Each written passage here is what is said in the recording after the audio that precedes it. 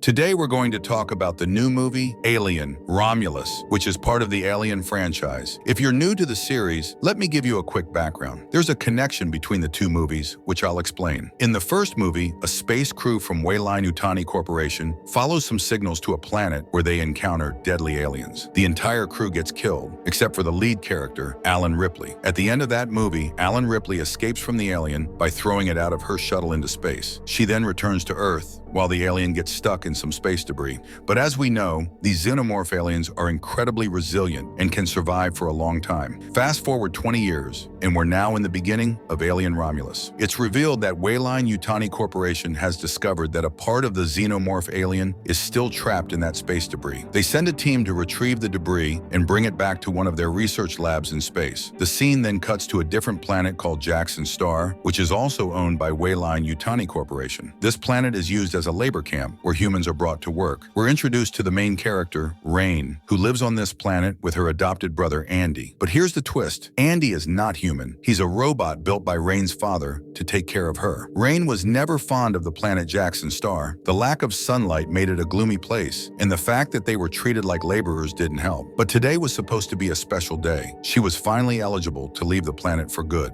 Excited, she headed to the office to collect her ship ticket. However, her hopes were crushed when she was told about new rules that would require her to work for another 24,000 hours. Rain was furious. Feeling defeated, Rain and Andy met up with their friends, including Tyler, Taylor's sister Kay, who was pregnant, Tyler's cousin Yorn, and Yorn's girlfriend Nabaru. They all shared a common dream: to escape Jackson Star and start a new life on planet Vaga. But the problem was that planet Vaga was too far away, and they needed a lot of fuel and cryo chambers to make the journey. Unfortunately, they didn't have access to either. That's when Tyler revealed a secret. There was an abandoned space station orbiting Jackson Star, which might have the fuel and cryo chambers they needed. But there was a catch. The space station was locked down by Weyline-Yutani Corporation, and they would need special access to get in. Since Andy was a robot made by the same company that owned the space station, they knew they would need his help to gain access. At first, Rain was hesitant, not wanting Andy to get into trouble. But Andy reassured her that it would be a safe and easy task, so she eventually agreed. They quickly boarded their spaceship and headed to the orbit of Jackson Star, where the space station was located. As they arrived at the station, they were shocked to discover that it was the same lab where the crew had brought the meteoroid containing the xenomorph alien.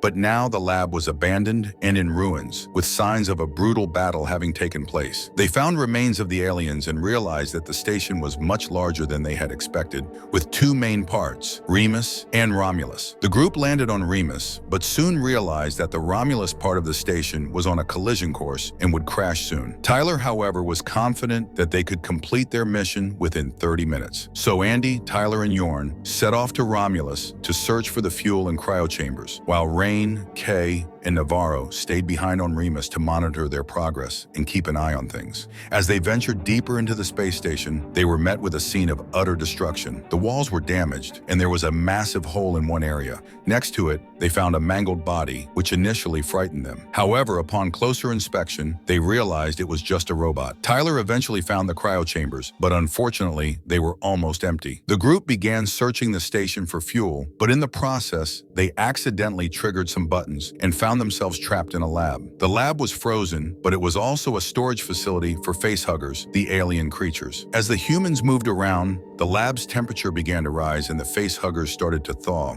Andy tried to open the lab door, but his old model didn't have the latest security codes. Rain and Navarro, who were still on Remus, realized their friends were in trouble and decided to come and help. As Rain was making her way to the lab, she stumbled upon the same robot they had seen earlier. Rain had an idea. The robot she found might have the codes to unlock the lab. She quickly removed the chip from the robot's body, which contained all the necessary information. She rushed to Andy's location and handed him the chip, which he inserted into his own system. As Andy rebooted, the situation in the lab became increasingly chaotic. The facehuggers, now thawed, began to emerge from their chambers and attack the group. Just as Andy finished rebooting and opened the lab door, everyone made a frantic dash for safety. However, in the chaos, a facehugger managed managed to attach itself to Navarro's face. Once they were all out of the lab, they slammed the door shut behind them, but they were still reeling from the shock. They decided to investigate further and connected the half-robot to a machine to retrieve any information it might hold. What they discovered was shocking. The team of scientists on the station had extracted the alien remains from the meteoroid and had been experimenting with them. They had successfully created multiple clones of the xenomorph, but the creatures had become too powerful to control. The scientists had been overwhelmed, and the station had been left in ruins. As they explored the space station, they stumbled upon a horrific sight. The aliens had destroyed everything, and they even saw a mold of a xenomorph, which sent chills down their spines. Rain quickly used a freezing torch to remove the facehugger from Navarro's face, but unfortunately the damage was already done. Navarro was infected meanwhile. Andy's system had been upgraded with the latest technology, and his loyalty had shifted to Weyland Corporation. He refused to let the group escape, and Yorn was forced to hit him to get past him. Navarro, Kay, and Yorn made a run for it, taking another shuttle to escape the station. But as they fled, Navarro's health began to deteriorate rapidly. She felt something moving inside her body and used an X-ray torch to investigate. To her horror, she saw a creature growing inside her. Suddenly, her chest burst open and she died on the spot. The shuttle careened out of control and crashed into a part of the station. Kay, who had been watching in horror, saw a tiny alien emerging from Navarro's body and panicked. She fled the scene, leaving the others to fend for themselves. Meanwhile, Rain, Tyler, and Andy made their way to the other chamber to rescue their companions.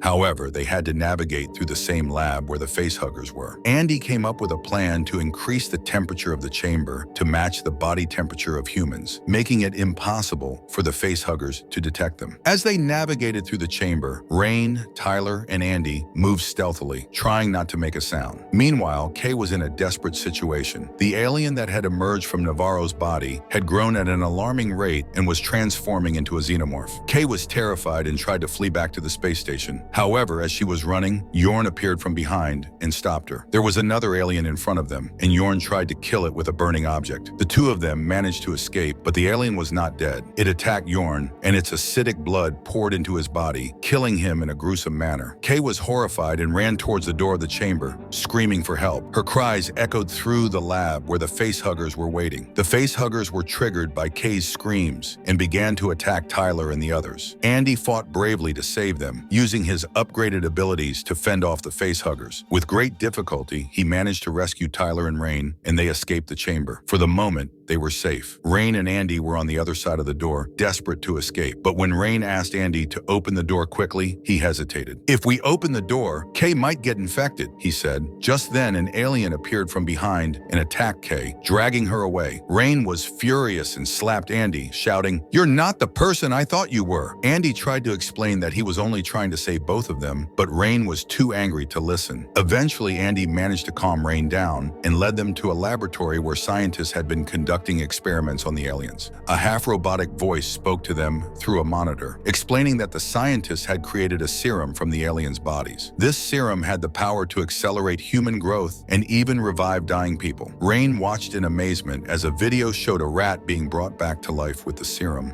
The group also found weapons in the lab that they could use to fight the aliens. But as they were about to leave, the video showed the rat's body suddenly bursting open and a strange alien creature emerged. It turned out that the serum was not fully tested and had unexpected consequences. As they exited the lab, they were met with a terrifying sight. The corridor was infested with aliens. The creatures had taken over the area and created a colony. As they were trying to escape, Tyler heard his sister's voice and couldn't resist going back to save her. He snuck into the alien colony and found her hanging among the creatures. He managed to free her and started running back to the others, but the aliens caught up with him and attacked. Meanwhile, Kay's health was getting worse, and Andy suggested that she use a special medicine made by the scientists to save her life. However, Rain was hesitant because she didn't trust the medicine. Unfortunately, the aliens caught up with Tyler and killed him, and Andy got badly hurt in the fight. Rain was devastated, but she knew she had to act fast to save Andy. She put Kay in a safe place and then went back to rescue Andy. She used a special ship to help Andy recover from his injuries, but their relief was short-lived. The aliens had discovered their escape and were now coming after them one by one. Rain was terrified, but she tried to think of a plan. She turned off the artificial gravity, which made the aliens float in midair. She then used a gun she had taken from the lab to shoot the aliens, trying to get rid of them. However, the gun slipped out of her hand and fell to the ground. An alien was about to pick it up and use it against her, leaving Rain in a desperate situation. Just in time, Andy arrived and shot the alien that that was about to attack Rain. He then took her away from the danger zone. Meanwhile, Kay was in a lot of pain and decided to inject the serum into her body despite her initial reservations. Andy and Rain soon joined Kay, and together they managed to escape the alien-infested area and return to their ship. As they flew away, the part of Romulus they had just left was destroyed in a massive explosion. Once they were safely on board, Rain put Kay in a cryochamber to help her recover. However, Kay's condition suddenly took a turn for the worse, and Rain had to take her out of the chamber to deliver her baby prematurely. But due to the serum, the baby that was born was not human. It was a strange, alien-like creature. Rain was terrified and tried to destroy the creature, but it quickly grew and became a menacing threat. It attacked Kay, and Rain had to fight it off and escape. She grabbed a spacesuit and hid outside the ship, but the creature followed her. In a clever move, Rain managed to throw the creature out of the ship and returned inside to safety. In the end, only Rain and Andy survived the ordeal. They set off towards planet Vaga, leaving the horrors of Romulus behind. The story concludes with a sense of relief